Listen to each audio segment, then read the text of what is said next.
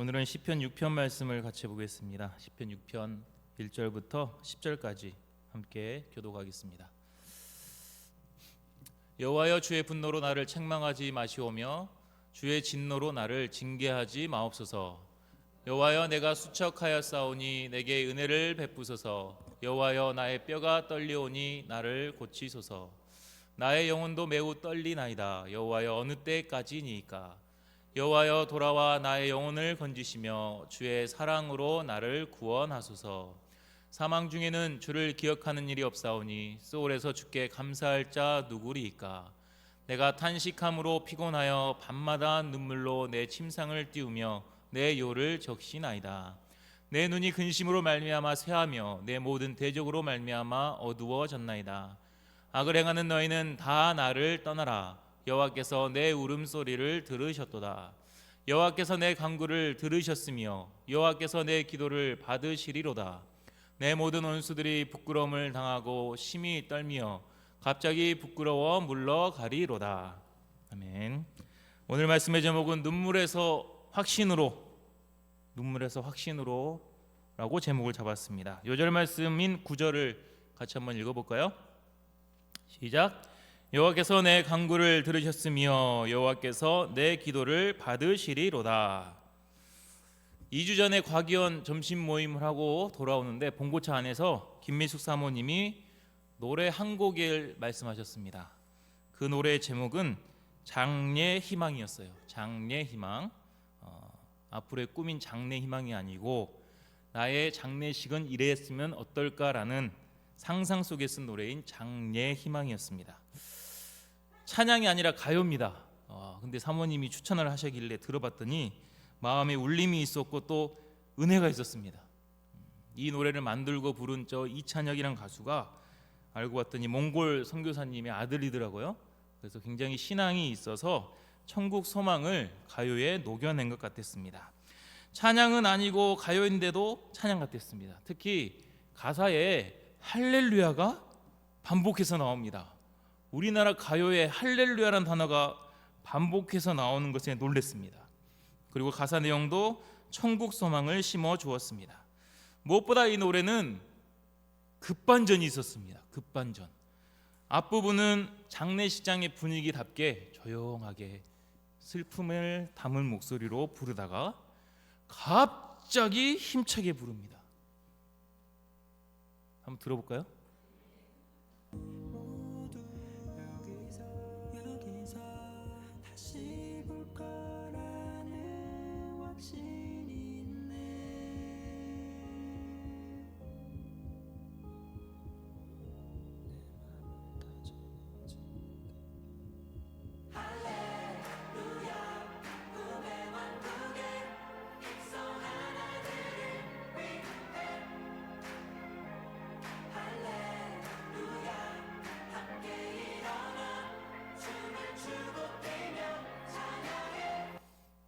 가요의 할렐루야와 찬양이란 가사가 나와요. 이게 그만 들어도 됩니다.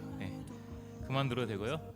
이게 가요라는 것에 놀랬고 가사를 묵상해 보면 굉장한 천국 소망을 담고 있습니다. 무엇보다 급반전이 되는 게 굉장히 새로웠습니다. 마치 이 땅을 바라보면 죽음이 슬프지만 천국을 바라보니 환호와 기쁨이 터진다라는 것을 빵 하고 터뜨리는 것 같았습니다. 오늘 시편 말씀도 묵상해 보면은 이런 급반전이 있습니다. 1절부터 7절까지는 다윗의 고통과 절망, 눈물로 인해 너무나도 힘든 모습입니다. 하지만 8절을 시작하면서 갑자기 빵 터지면서 급반전이 됩니다. 표준 새 번역으로 봤더니 7절 마지막이 하도 울어서 눈이 침침합니다 이렇게 끝나더라고요. 하도 울어서 눈이 침침합니다 끝났다가 8절 첫 소절이 악한 일을 하는 자들아 모두 다 내게서 물러가거라 딱 이렇게 외치면서 시작을 합니다. 눈물의 다윗이 확신의 다윗으로 갑자기 변화된 것입니다. 그 이유가 무엇일까요? 바로 기도입니다.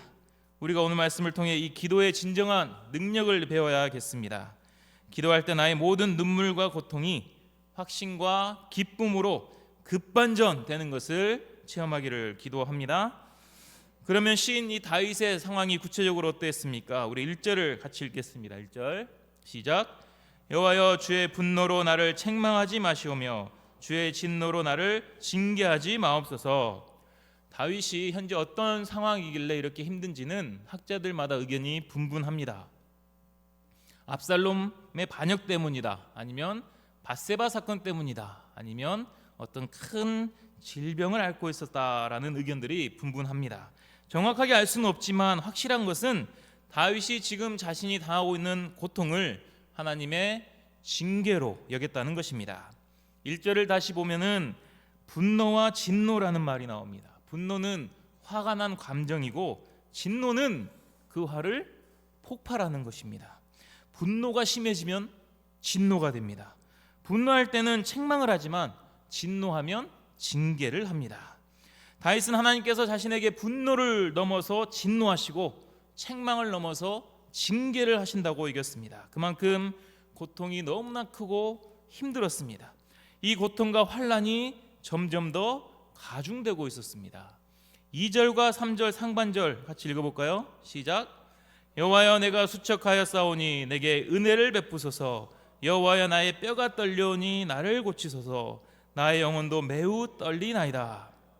수척한 것은 기력이 쇠해진 것입니다. 육체적으로 힘이 빠진 것입니다. 우리도 가끔씩 동역자들 보면은 수척해졌구나 보일 때가 있지 않습니까? 수척해진 것은 육체적으로 힘이 빠진 상태예요. 그런데 여기서 고통이 더 심해지면은 뼈가 떨립니다.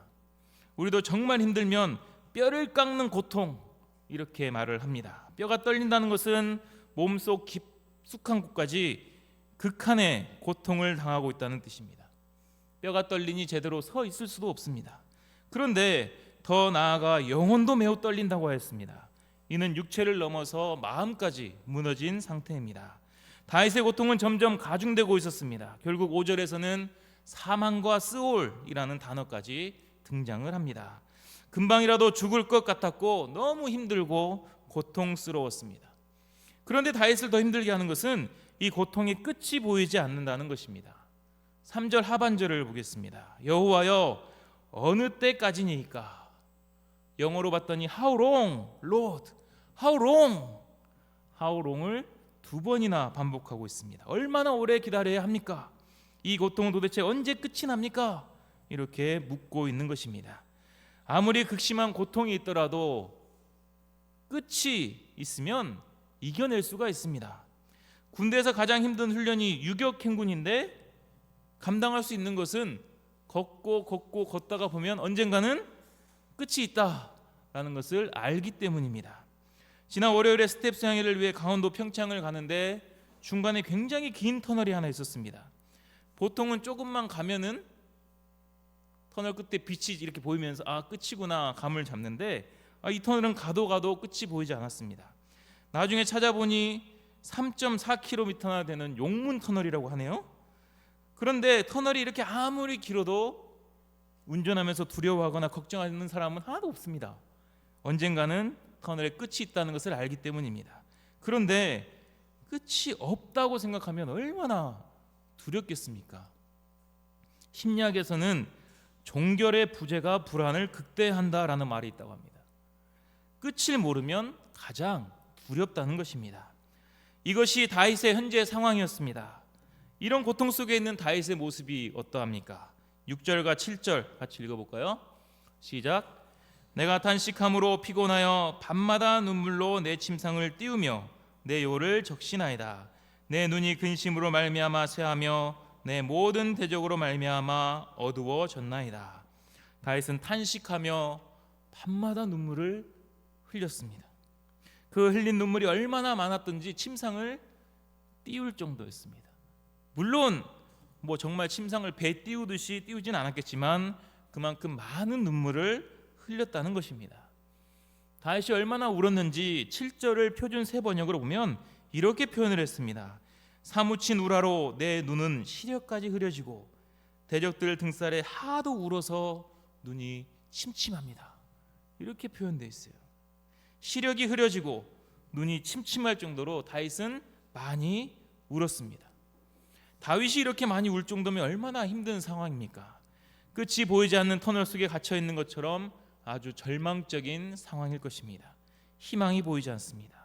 눈물과 탄식 소리만 흘러나올 것 같습니다. 하지만 다윗은 갑자기 외칩니다. 8절을 읽어볼까요? 8절 시작. 악을 행하는 너희는 다 나를 떠나라. 여호와께서 내 울음소리를 들으셨도다. 여호와께서 내 울음소리를 들으셨도다. 누가 다윗의 울음소리를 들었습니까? 여호와께서 들으셨습니다. 앞에서 살펴본 1절에서 7절까지 우리는 다윗의 힘든 상황과 현실에 주목을 했습니다. 하지만 우리가 더 깊이 알아야 할 것이 있습니다. 그 모든 탄식과 울음소리와 아픔의 소리는 여호와를 향하고 있었다는 것입니다. 여호와여 라는 단어가 5번이나 등장을 하고 있습니다. 다윗은 혼자 한탄하고 있는 것이 아닙니다. 자신의 인생을 저주하며 유서를 쓰고 있는 것도 아닙니다. 다윗에게는 자신의 말을 들어주는 분명한 대상이 있었습니다. 그것이 바로 여호와 하나님입니다. 다윗은 계속해서 여호와를 부르고 있었습니다. 하나님을 찾고 있었습니다. 하나님께 울부짖고 있었습니다. 바로 하나님께 기도하고 있었던 것입니다. 4절을 읽겠습니다. 4절 시작. 여호와여 돌아와 나의 영혼을 건지시며 주의 사랑으로 나를 구원하소서.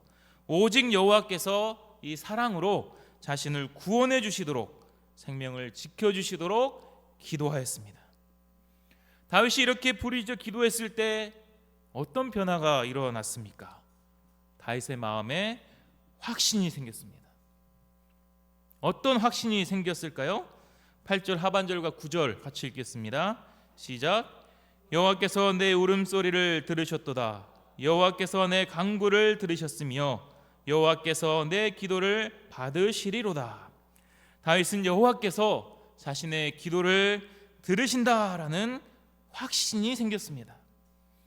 끝이 보이지 않는 터널 속에서 한 줄기 빛이 비춰지며 끝이 나타날 것이라는 믿음이 생긴 것입니다. 그 확신이 어떻게 표현되고 있습니까? 여호와께서라고 하였습니다. 아까 말했듯이 1절에서 7절은 여호와여가 반복해서 나옵니다.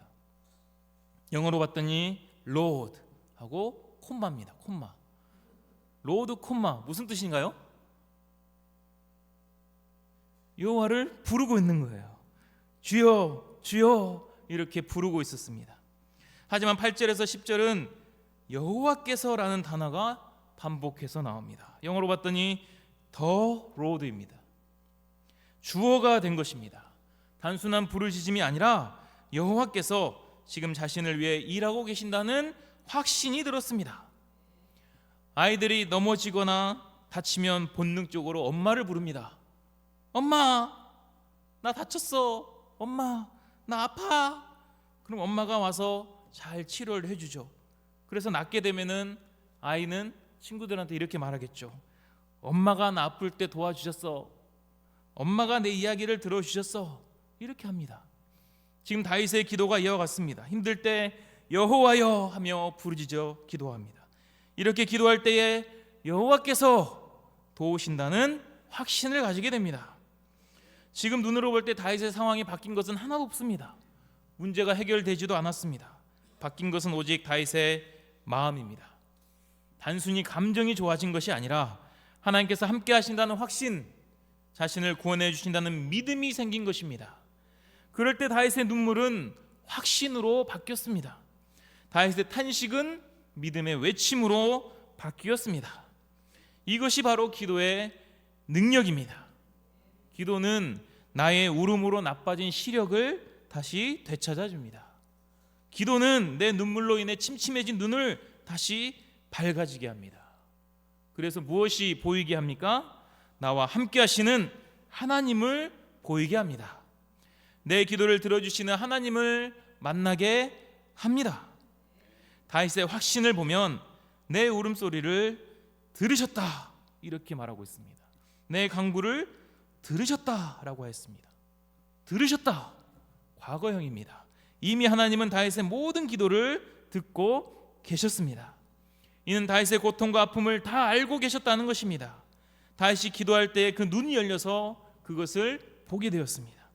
또한 다윗은 내 기도를 받으시리로다라고 또 고백을 합니다. 이는 미래형입니다. 앞으로도 자신의 기도를 들어주시고 응답해 주시는 하나님을 믿게 되었습니다. 그럴 때 다윗은 확신하며 외칩니다. 10절을 같이 읽겠습니다. 10절 시작. 내 모든 원수들이 부끄러움을 당하고 심히 떨며 갑자기 부끄러워 물러가리로다. 다윗의 확신은 이제 승리로 이어집니다. 자신을 정말 힘들게 하던 모든 원수들이 부끄러움을 당하고 떨게 될 것입니다. 자신에게서 다 물러가게 될 것입니다. 하나님께서 승리를 주실 것을 확신하게 됩니다. 우리 인생도 다윗과 같은 고난의 때가 있습니다.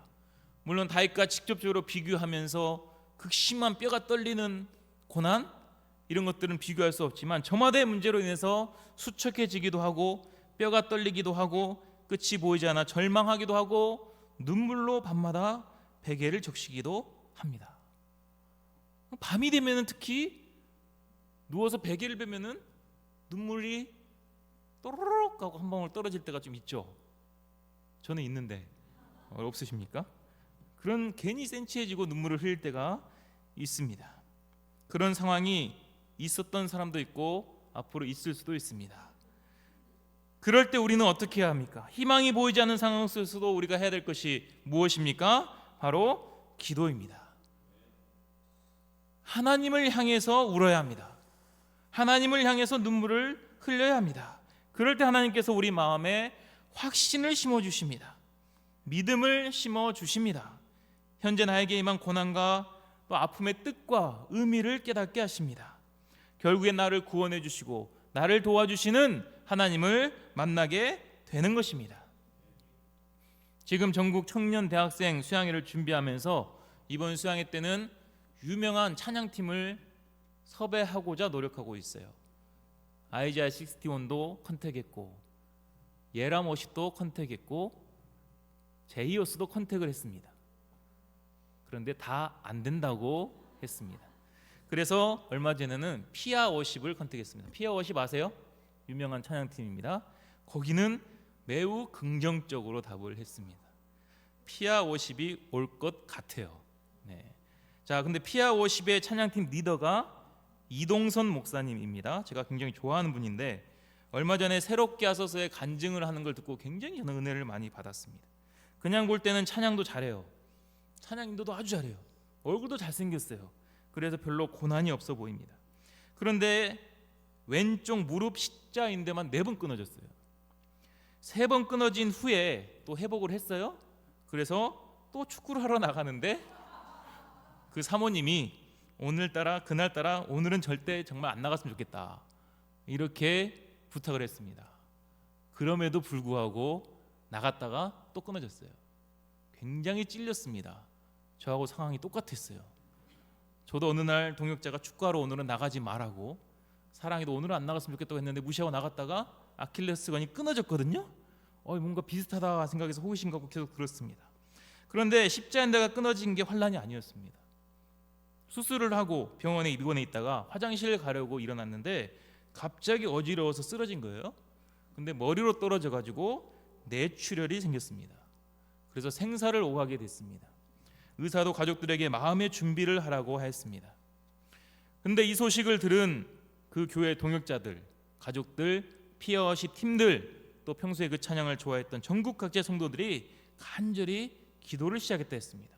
교회와 찬양팀은 이틀 동안 풀로 합심해서 기도를 했습니다. 그럴 때 기적적으로 깨어나게 되었습니다. 하나님의 은혜였습니다. 그런데 깨어는 났지만 전두엽을 심하게 다쳐서 후각과 미각을 완전히 상실하였습니다. 음식을 먹어도 전혀 이제 맛을 못 느끼는 거예요. 또 한쪽 귀도 들리지 않게 되었습니다. 찬양 사역자에게 귀가 들리지 않는 것은 정말 절망적인 문제입니다. 모든 음을 조절해야 되고 모든 악기를 조율해야 되기 때문에 굉장히 큰 문제였습니다. 그래도 열심히 찬양 사역을 섬기고 어느 날 팀원들과 떡볶이 치킨을 시켜서 먹는데 떡볶이 하나 집어먹는데 아무런 맛이 나지 않는 거예요. 그러니까 그날따라 너무 서럽고 슬퍼서 눈물을 많이 흘렸다고 했습니다. 다윗의 오늘의 고백처럼 고통과 절망의 순간들이었습니다. 하지만 하나님께 간절히 기도했습니다. 내가 열심히 하나님을 섬겼는데, 찬양 사역을 했는데 왜 이런 환난을 주시냐고 처음에는 따지듯이 기도를 했습니다. 그런데 기도를 하면 할수록 자신의 고난을 도구로 하여 영혼들을 도우신다는 그 확신이 들었다고 했습니다. 실제로 이 소식을 들은 전국 각지의 성도들이 굉장히 많은 사연을 보내오기 시작했습니다. 모든 사연들이 눈물 없이는 들을 수 없는 정말 다윗의 고통과 환난 속에 있는 것처럼 힘든 내용들이었습니다. 하지만 목사님을 보면서 큰 힘을 얻는다고 하였다 했습니다. 자신의 이런 상황이 힘든 영혼들을 돕고 한 영혼 한 영혼 살리는 것에 큰 은혜를 받았다고 하였습니다. 여전히 후각과 미각은 돌아오지 않았고 청력도 아직 여전히 한쪽은 좋지 않습니다. 그래서 인여나 음양을 할 때는 굉장히 소리를 크게 틀어야 한다고 합니다.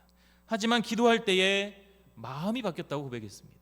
환경은 바뀌지 않았지만 하나님께서 기도를 들으시고 자신을 하나님의 도구로 사용하고 계심을 깨달았을 때에 마음의 확신과 기쁨이 찾아왔습니다. 그래서 지금도 힘차게 하나님을 찬양하는 삶을 살고 있습니다. 기도할 때 그 탄식과 눈물이 찬양으로 변화된 것입니다.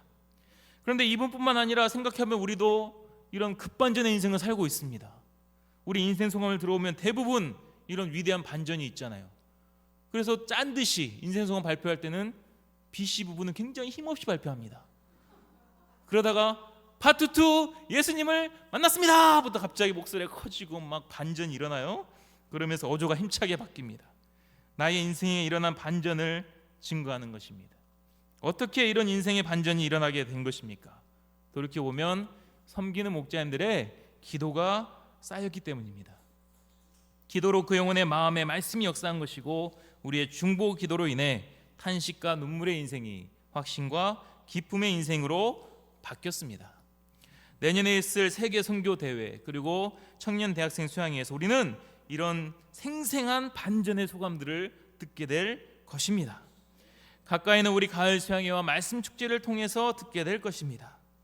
우리는 한 영혼을 도우면서 정말 또는 복음 역사를 섬기면서 내가 수척해지고 뼈가 떨리는 고통이 찾아오기도 합니다. 탄식하고 피곤하고 근심하며 눈물로 베개를 적시기도 합니다.